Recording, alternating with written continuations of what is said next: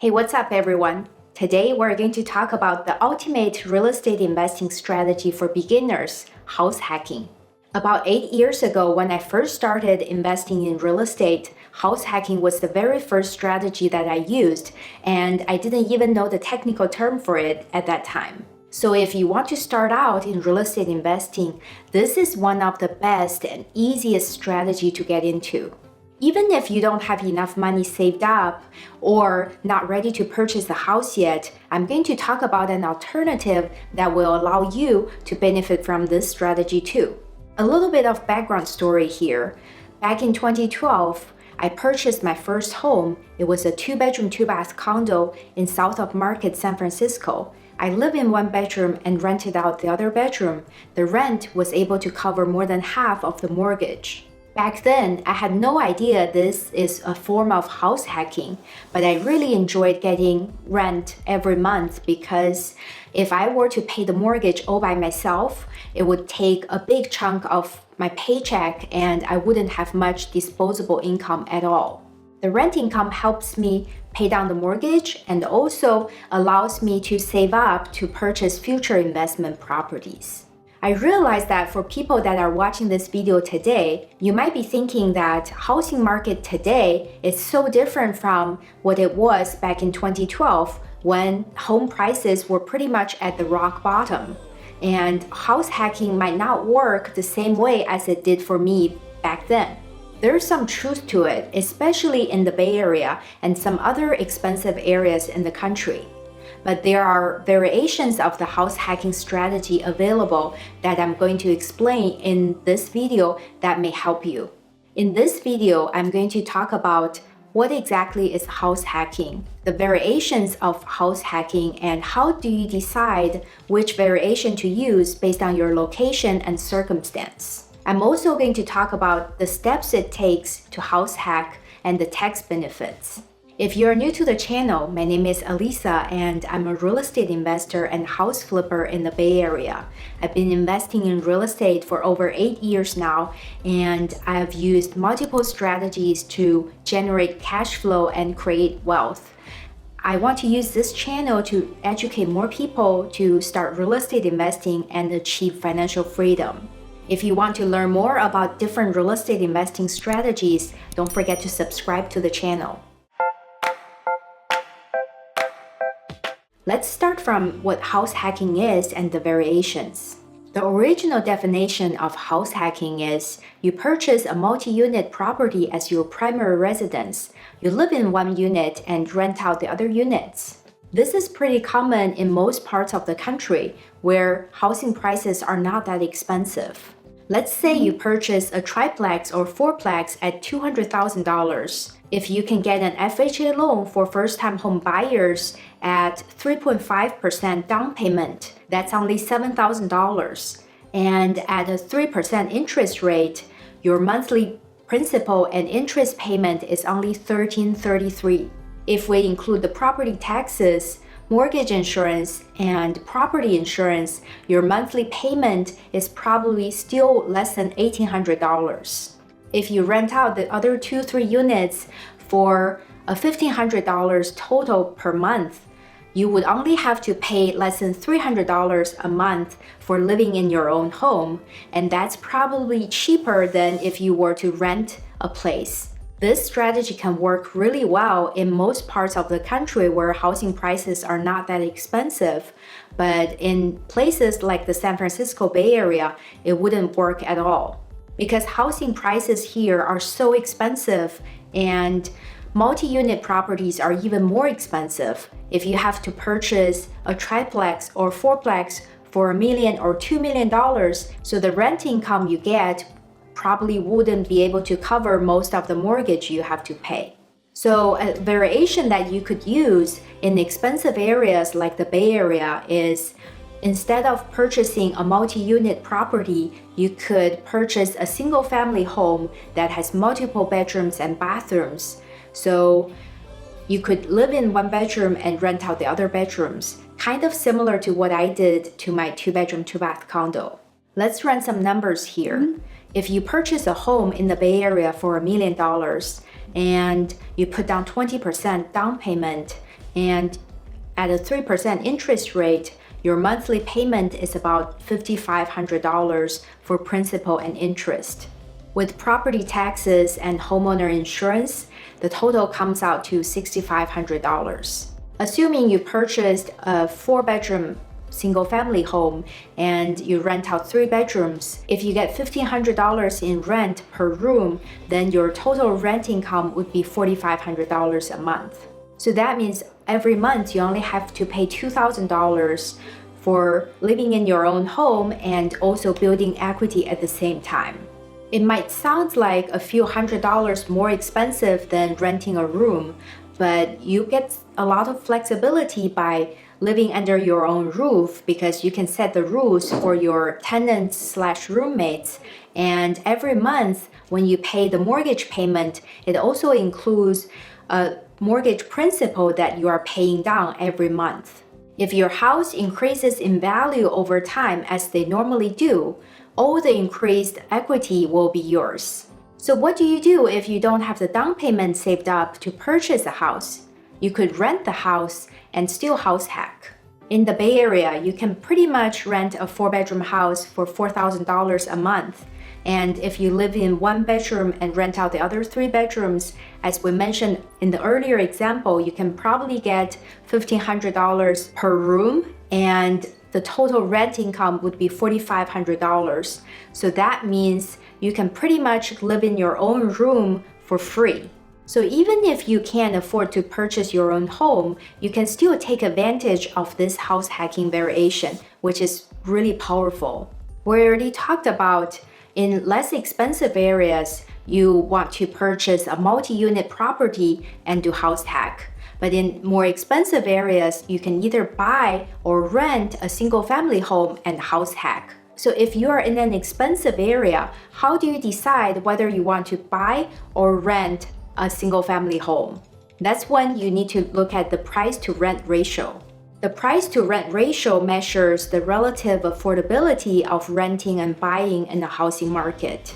The price-to-rent ratio is median home price divided by median annual rent. If you live in an area where the price-to-rent ratio is between 1 to 15, that means it's better to buy than to rent.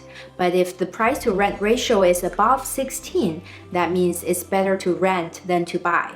To put this in perspective, I'll give you some actual numbers. So back in 2012, when I purchased my condo in San Francisco, the purchase price was $500,000. At that time, the rent for the whole condo was $3,500 a month. So in a year, it would generate $42,000. So the price to rent ratio back then was 11.9. So that means back in 2012, it was better to purchase the condo and house hack instead of renting the condo and house hack. The same condo today is worth about $900,000 and the rent is about $4,000 a month, so $48,000 a year. So the price to rent ratio today is 18.75, which means it's much better to rent than to buy. So if you are in the market that has a price to rent ratio like this, you should consider renting a single family home and house hack. Before we move on to the next topic, smash the like button below so you can see more videos like this. Once you figure out which house hacking strategy is right for you, the next step is to find a house to hack. If you are buying a house to hack, the first step is to get pre-approved. So you go to a bank and ask them, based on your income, how much house you can afford.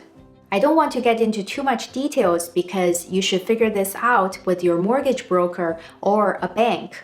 But I do want to mention that there are a few different options as for down payment.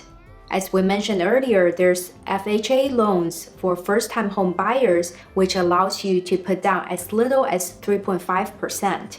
And there are also different options between 3.5% to 20% that you can choose from, but you would have to pay a mortgage insurance. But if you put down 20% or more, then you don't have to pay the mortgage insurance. Once you find out how much you can afford to buy or to rent, how do you find a property to house hack? The most important factor is stated in the 3 golden rules of real estate. Location, location, location. First of all, you want it to be a safe location because you are going to live there yourself, and you also want to attract tenants that are safe. Second of all, you want the location to be convenient. It would be the best if the location is close to jobs and transportation. If you want to get good rent, it also helps if there's a grocery store, a gym, and a Starbucks nearby. The second factor to consider is again the price to rent ratio. For house hacking to work, it's really important to understand the price to rent ratio in different neighborhoods. In real estate, there are 3 different categories: Class A, B, and C.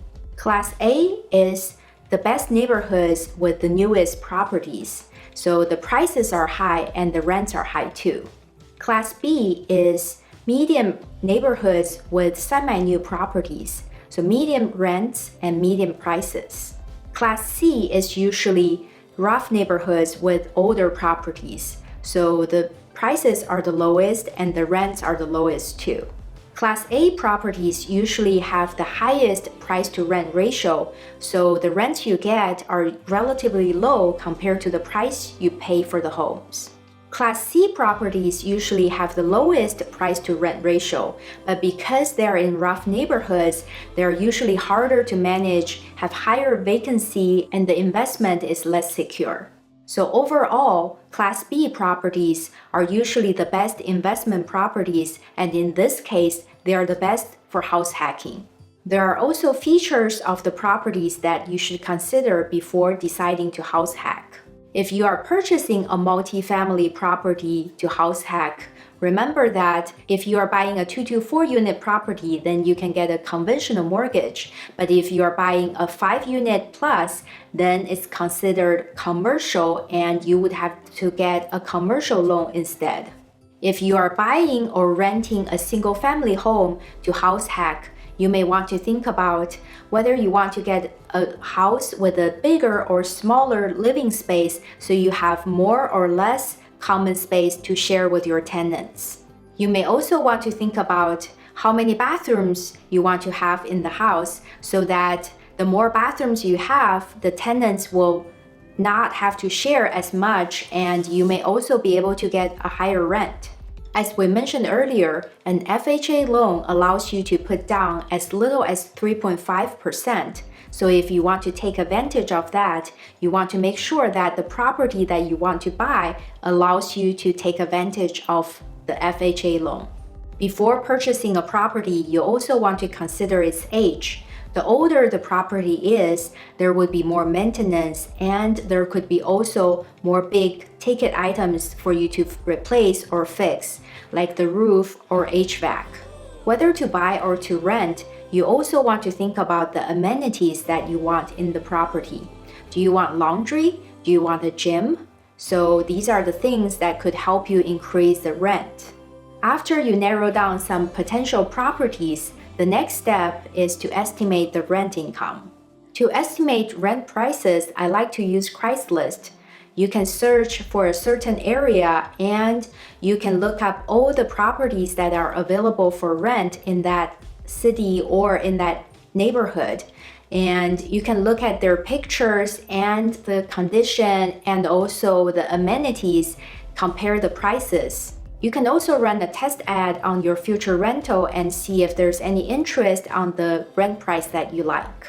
You can also check out Rental Meter to get a ballpark rent, but the information is probably not as accurate as on Craigslist.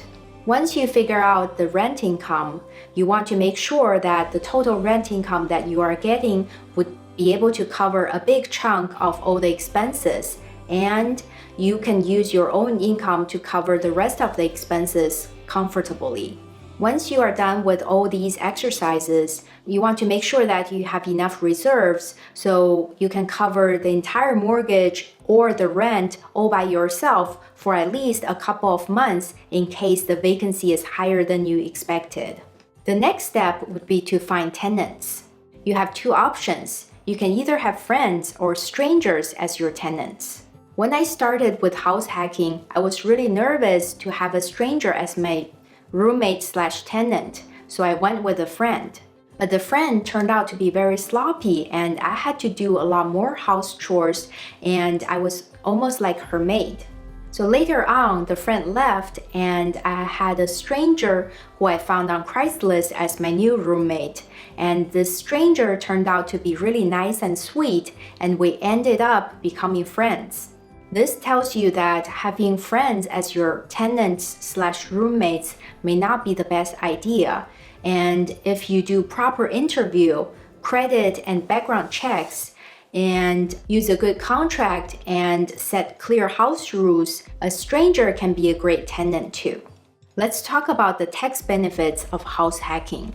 When you house hack, there are a lot of deductions you can take, like the utilities, HOA dues, and any supplies you get for the house. You can deduct those based on the percentage of the house that's rented out. There's also depreciation.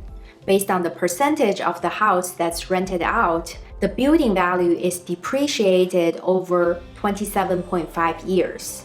So with all the deductions and depreciation, even though I was getting rent income every month, I actually had a paper loss every year when I was filing taxes. If you enjoyed this episode, click on the like button below and don't forget to subscribe. Thank you so much for watching. See you next time.